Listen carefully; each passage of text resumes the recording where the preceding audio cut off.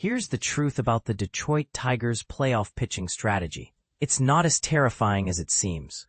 If you've been nervously eyeing the rotation depth beyond Tarik Skubal, take a breath. Hinch, the Tigers' manager, has already dropped subtle clues about his October blueprint, and it's far from a crisis.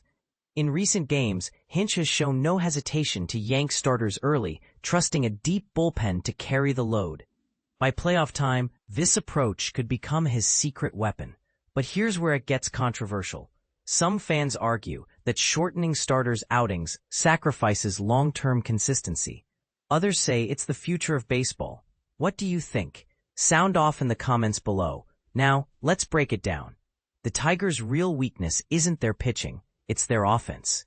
Entering Monday, they ranked 4th in the majors for strikeouts, trailing only the Angels, Rockies, and Pirates, all three of those teams, dead last in their divisions. Worse yet, the Tigers' aggressive swing-and-miss style has hurt their base-running edge. They lead the league in extra base running, but that's cold comfort when you're whiffing more than any team outside the cellar dwellers. Pitching, though, is a different story. Skubal's dominance is obvious, but last season's pitching chaos strategy, where Hinch shuffled relievers like a deck of cards, proved that the Tigers can win without traditional starting pitching. This year, the rotation looks more stable, but don't expect a return to normalcy in October. Hinch will likely unleash his bullpen in waves again, targeting opponents' weaknesses with surgical precision. And he's not alone. Last year's playoffs saw an average start of under 4 1/3 innings, the second shortest in history. The Padres, Blue Jays, and Dodgers are all preparing to deploy their relief aces in creative ways. Modern baseball?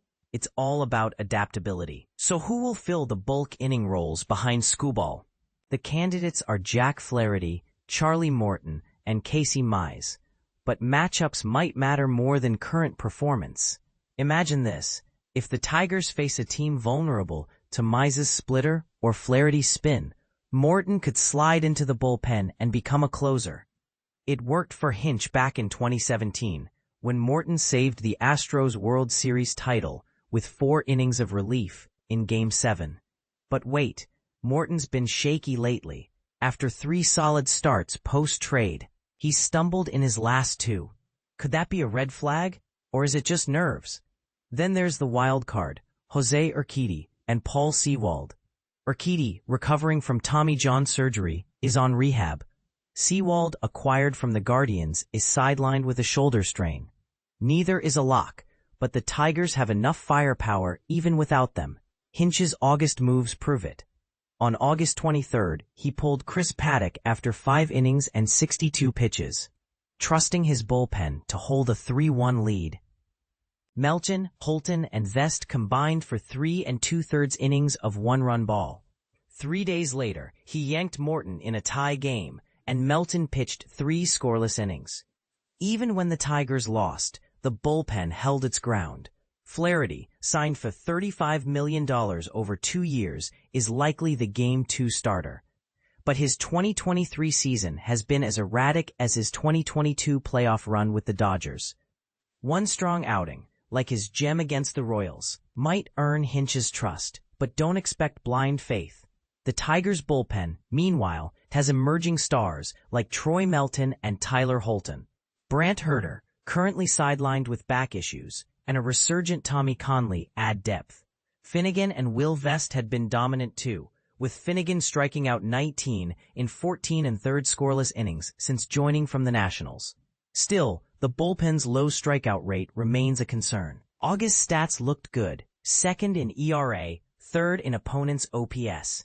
But deeper metrics tell a different story. Their fielding independent pitching ranked 25th, and opponents' .219 batting average on balls in play was the lowest in the league. Translation, luck may be masking flaws.